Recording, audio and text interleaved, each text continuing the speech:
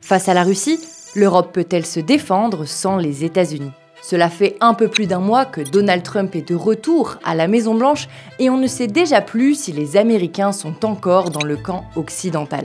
He refuses to have elections. A dictator without elections. Zelensky better move fast. Avec l'administration Trump, début 2025, les États-Unis ne sont plus les alliés des Européens, ça veut dire qu'ils deviennent des ennemis.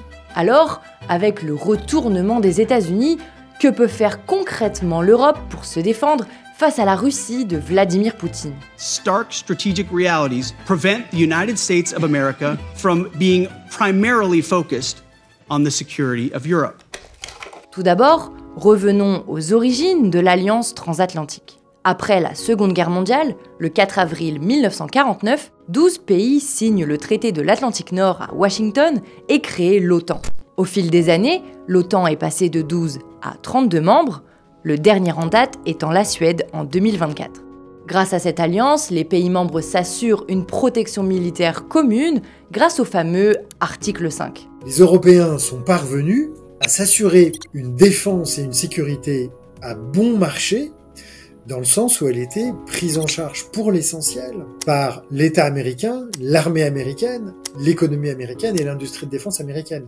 Alors, la contrepartie, parce qu'il y a une contrepartie, c'est effectivement que cette défense européenne assurée dans le cadre transatlantique de l'OTAN, elle s'est faite, on va dire, en privilégiant le matériel américain. Le problème, c'est que certains pays européens ont, en grande partie, abandonné leur défense aux mains des Américains. Souvent considérée comme la plus puissante au monde, l'armée américaine compte plus d'1,3 million de militaires actifs en 2025. Mais aussi plus de 4600 chars, 470 navires de guerre et plus de 13 000 aéronefs. Les États-Unis font aussi partie des 9 États dans le monde dotés de l'arme nucléaire et détiendraient environ 5000 ogives. En Europe, les effectifs militaires sont beaucoup plus modestes. Les armées les plus nombreuses sont la Pologne et la France, avec plus de 200 000 hommes, puis l'Allemagne, l'Italie, la Grèce et l'Espagne. La France est aussi le seul pays de l'Union européenne à posséder l'arme nucléaire, puisque le Royaume-Uni ne fait plus partie des 27. Du coup, le revirement récent des États-Unis nous questionne directement sur notre capacité à nous défendre face à un ennemi. Depuis le 12 février, que ça soit à Bruxelles ou à Munich, ils ont tous dit à partir d'aujourd'hui, nous, on voit pas pourquoi on viendrait défendre les Européens s'ils étaient agressés. Débrouillez-vous! Ça veut pas dire qu'ils deviennent des ennemis, ça veut dire qu'ils sont plus des alliés au sens où ils ne considèrent plus que la défense de l'Europe fait partie des intérêts vitaux à défendre des États-Unis d'Amérique.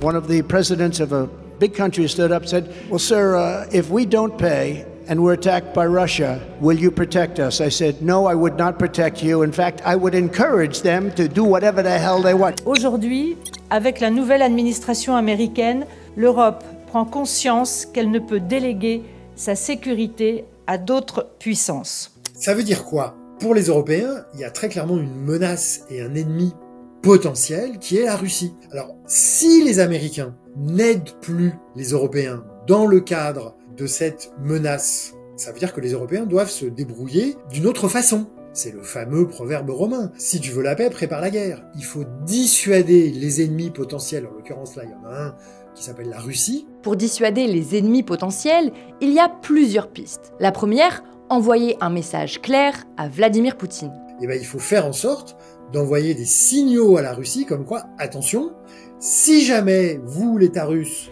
vous, le régime de M. Poutine, vous pensez que vous pouvez envahir d'une manière ou d'une autre, même un petit morceau de l'Europe ou soumettre l'Europe, en lui faisant peur, sachez que la manière dont on vous répondra sera terrible et sera d'un coup telle pour vous que on vous suggère, on vous conseille de ne pas chercher à tester notre capacité à résister et à nous défendre si jamais vous nous agressez.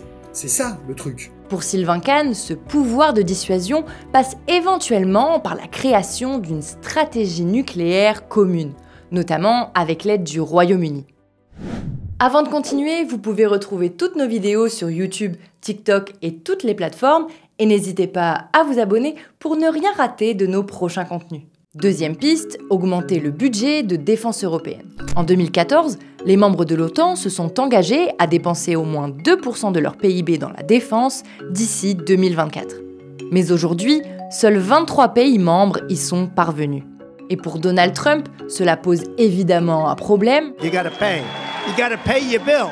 qui résonne sur le vieux continent. On va devoir maintenant, avec nos principaux partenaires en Europe, prendre des décisions fortes pour aller plus loin. Je ne sais pas si 5% c'est le bon chiffre pour la France, mais en tout cas il va falloir monter. Mais pour Sylvain Kahn, le plus important ce n'est pas de dépenser plus, mais de dépenser mieux, notamment en travaillant sur l'interopérabilité de nos armées. Je vais vous prendre juste un exemple. Sauf erreur de ma part, les États-Unis, dans l'armée américaine et dans l'industrie américaine de défense, vous avez 4 types d'avions de chasse. Rien qu'en Europe, il y a 19 types d'avions de chasse. Donc on peut faire ce qu'on appelle des économies d'échelle. Moi je suis pas économiste, mais on peut faire des économies d'échelle. On peut rationaliser la production pour qu'avec les mêmes dépenses, à avoir une production, on va dire, avec une gamme complète. Et enfin, troisième piste, l'Europe peut renforcer ses alliances, voire même en trouver d'autres. Le journal The Economist suggère par exemple l'idée que le Canada rejoigne l'Union européenne.